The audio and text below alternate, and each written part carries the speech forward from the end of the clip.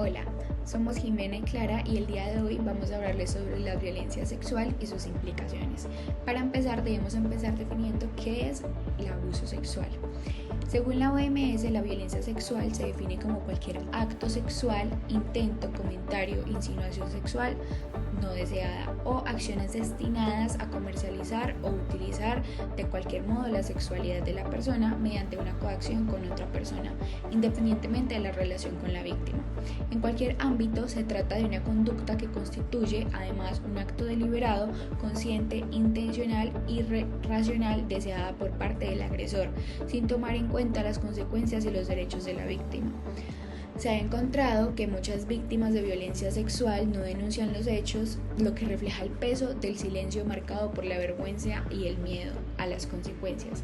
A esto le sumamos el desconocimiento que existe hoy en día en la sociedad sobre las rutas que existen y los mecanismos de denuncia, lo cual genera una constante revictimización y altos niveles de impunidad. Ahora hablaremos un poquito de ese contexto colombiano. En Colombia se han registrado 21.506 informes periciales sexológicos en los que el 84,2% corresponde a mujeres y el 15,8% corresponde a hombres, lo que nos evidencia una necesidad urgente de abordar estos temas también desde un enfoque de género. Además tenemos otro dato importante y es que el 85% de las personas que resultan siendo víctimas nos encontramos con niños, niñas y adolescentes, niñas entre los 10 y 14 años y niños entre los 5 y 9 años. Además, nos dicen también que el 59% de estos casos se registran en las casas de las víctimas, lo que quiere decir que lo que debe ser un espacio seguro y tranquilo para ellos no lo está haciendo. Diversas investigaciones nos aseguran que estas agresiones son realizadas por personas que resultan ser muy cercanas a las víctimas. ¿Sabías que la violencia sexual se considera una de las violaciones más graves a los derechos humanos? Es más, este es un crimen de lesa humanidad cuando se comete como parte de un ataque generalizado y sistemático contra la población civil. Esto nos hace reflexionar que la violencia sexual no solamente afecta a la víctima, sino que afecta a todo el tejido social, que puede llegar incluso a destruirlo, perpetúa el miedo que se siente y se refuerza la desigualdad que se ha construido históricamente. Por eso es tan importante tener siempre en cuenta poder visibilizarlo, denunciarlo y trabajar en su prevención. En las consecuencias tenemos que estas pueden variar dependiendo del momento del desarrollo en el que se encuentra la persona.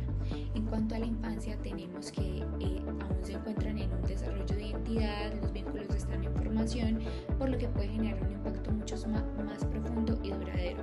Sus consecuencias incluyen alteraciones emocionales, cognitivas y de rendimientos. También pueden presentar problemas de relación, funcionales o de conducta. En cuanto a la adultez, tenemos que aunque las secuelas también son graves, el adulto puede contar con una identidad mucho más sólida y con una red de apoyo ya conformada. También los adultos suelen tener información sobre el tema. Las consecuencias en los adultos suelen ser trastorno de estrés postraumático, ansiedad, depresión, crisis de la vida y también suelen evitar situaciones asociadas con el trauma. También se pueden presentar problemas sexuales. Las diferencias son claves, son la etapa del desarrollo. La niñez suele dejar una secuela mucho más permanente y en adultos, aunque puede ser severo, se puede afrontar con más recursos. El niño va a depender netamente de su entorno, mientras que el adulto puede buscar ayuda activamente, lo que nos hace llegar a una conclusión, que el abuso en cualquier etapa de la vida deja marcas profundas que van a trascender lo individual y también van a afectar a las familias y a las comunidades que lo atraviesan. Reconocer las diferencias en el impacto nos va a ayudar a acompañar a las víctimas con enfoques diferenciales. En la infancia requerimos programas efectivos, urgentes, especiales de protección y reparación integral por parte de la sociedad y nuestro rol en psicología sobre cómo acompañamos a las víctimas y afectados colaterales. Mientras que en la adultez es fundamental reforzar la resiliencia y el acceso a redes de apoyos, un profesional más cercano y eficiente.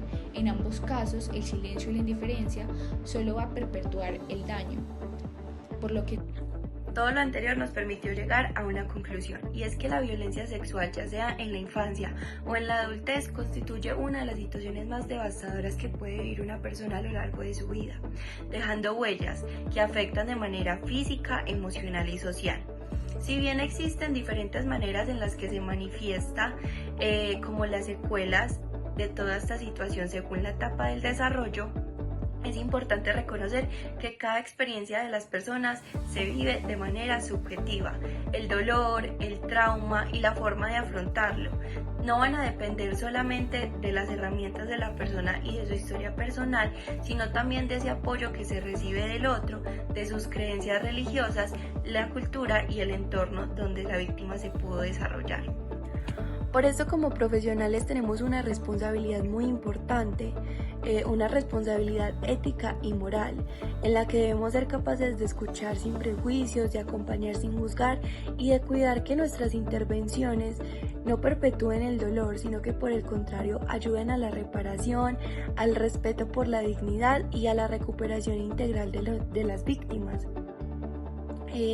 Implica también reconocer la influencia de las creencias que se ha tenido a lo largo de nuestra historia sobre la religión y sobre la cultura, y ver estas desde el lugar del entendimiento y no como unos mecanismos para culpar, para justificar y para que las personas se queden en silencio y no puedan hablar de sus testimonios de vida.